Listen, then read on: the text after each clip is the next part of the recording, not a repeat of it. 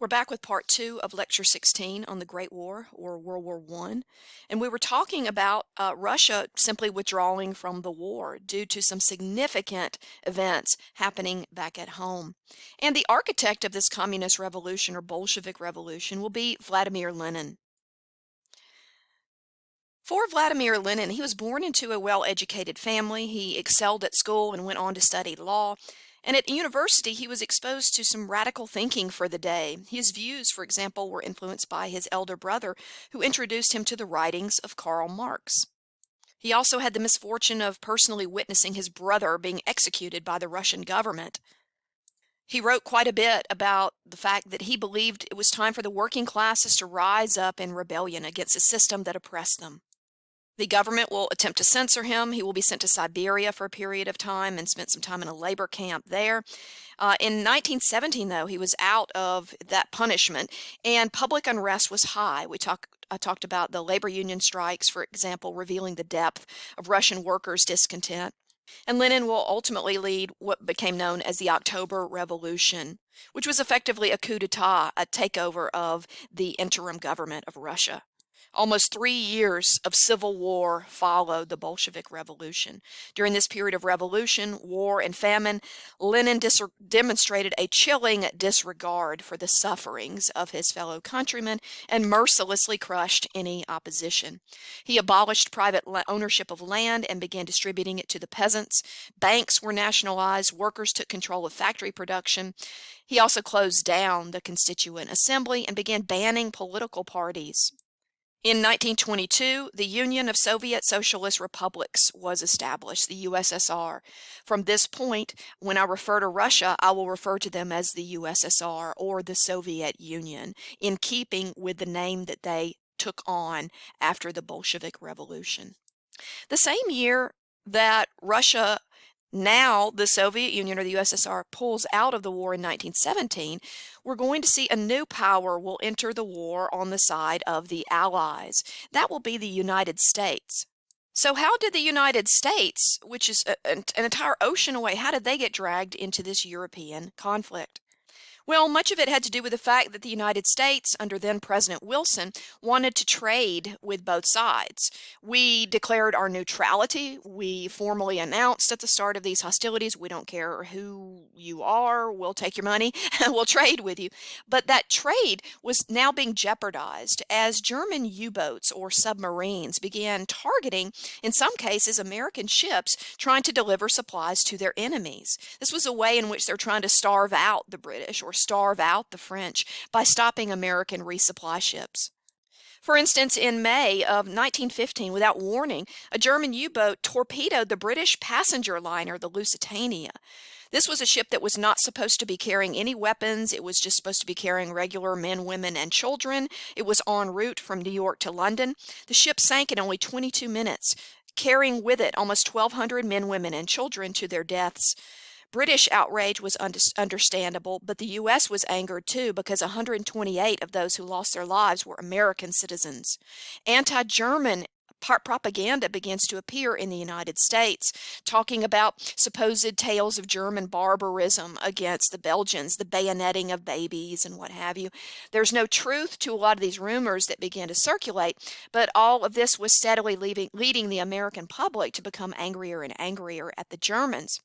And in particular, it was the Germans' use of unrestricted submarine warfare that was really getting on people's nerves. Unrestricted submarine warfare means that the German Navy was not evaluating their targets ahead of time to make sure, is this a legitimate ship that actually is carrying weapons, represents a military threat. And so for Germany, they will quickly issue an apology to the United States, not because they're, actually sorry for what they did, but they don't want the United States entering the war at this stage in 1915. So Wilson tried to keep the United States out of the war. He advocated tirelessly for a diplomatic end to the war. He was very fond of saying only a peace between equals can last. In other words, if you have a victor and you have a loser, that's just going to create a lot of bad blood moving forward. Can we all just sit down at a table and agree to stop this senseless violence? None of the European powers were interested in this. So the best that Wilson could do was just simply try to keep the United States neutral and keep them out of the war. He accepted Germany's apology and their promise to end that practice of unrestricted submarine warfare. However, as the war begins to drag on another year or so, Germany begins secretly resuming the practice of unrestricted submarine warfare. Wilson begins to hear about it, and even though he's campaigning for peace, he will secretly be working behind the scenes to make sure that if the United States ultimately had to come into this conflict, we would have the military wherewithal to do so. One of the final straws for the Wilson administration that led them to actually declare war will be the discovery of the Zimmermann telegram in 1917. The Zimmermann telegram was a secret German communication with Mexico, our neighbor to the south. And what Germany was doing was trying to offer a return of American land to Mexico that had been lost in the prior century. What Germany was saying is, if you help us out, if you help out the Central Powers, Germany and Austria-Hungary, in this war, if you'll keep the Americans busy, then if we win this war, we're going to give you a lot of the land back in North America that you lost to the Americans as a result of the Mexican-American War. When this secret telegram was made public, the public in the United States was infuriated. They were like, wow, look at what Germany's doing. They're trying to connive against us behind our back. Mexico declined to help out the Germans. They had their hands full with their own internal revolution at this point. And so what we will see is, with the sinking of several more U.S. ships, Wilson now has definitive proof that Germany has lied and resumed unrestricted submarine warfare. And the U.S. Congress on April 6, 1917 will declare war. The fresh infusion of American troops and supplies definitely helped out the Allied war effort immensely. In contrast, America's entry into the conflict disheartened Germany and Austria-Hungary. Ultimately, now it becomes about who can last longer. Well, it turns out the Allied side will last longer and will come to victory. The Treaty of Versailles, 1919, is the document that ends the Great War. As part of the victorious powers, here's President Wilson here on the end, talking with several of his colleagues from Italy and Britain as well as France. For President Wilson, he urges caution and forbearance at the conference. Remember, his idea was only a peace between equals can last. That's not, however, the way Great Britain and France, who've been in this war now for way longer than the United States, that's not what Britain and France are thinking. In a nutshell, they want revenge for the many deaths, for the destruction of their industries, the collapse of their economies due to German and Austro-Hungarian aggression. In particular, as part of the Treaty of Versailles, Article 231 will be introduced. Article 231 of the Treaty of Versailles, 1919, is often referred to as the War Guilt Clause. It's called that because it will force Germany to accept complete responsibility for initiating the Great War. As such, Germany was liable for all material damages, and France's Premier, Georges Clemenceau, was particularly insistent that Germany have to pay a large reparation or war debt to them. So a huge war debt will be levied upon Germany to the tune of about $33 billion, which would be the equivalent of probably $500 billion today. We'll also see several other restrictions will be placed on Germany as a result of the Treaty of Versailles. Great Britain and France want to make sure that Germany will not be resurgent anytime soon. They want to keep Germany in a position where, even if it's feeling frisky and wants to wage war in the future, they will not have the means to do so. For instance, Germany's army moving forward would be capped at only 100,000 men. They will lose all naval ships that weighed more than 100,000 tons, and they were stripped entirely of their burgeoning air force. Germany will also lose territory as a result of being on the losing side in this war. Germany will lose about 13% of its pre-war territories, some in Belgium, some in Czechoslovakia and Poland. Alsace and Lorraine, the region that was taken by Germany in the Franco-Prussian War many years prior, was returned back to French control. So you put all of these things together and you end up with Germany feeling humiliated and financially ruined as a result of the peace settlement at the end of this conflict. So we're going to see that a number of significant results of the Great War, including the staggering death toll, that's 10 million. Those are just the military combatants in the war.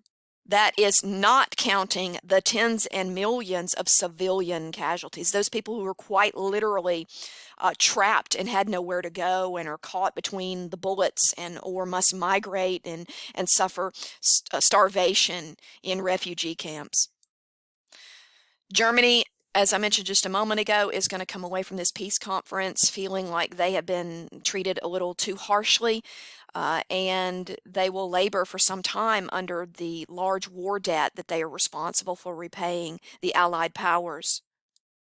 We'll see that future politicians in Germany during the 1930s are going to tap into this vein of ongoing discontent, Germans feeling like that they had been unfairly singled out and harshly treated by this document.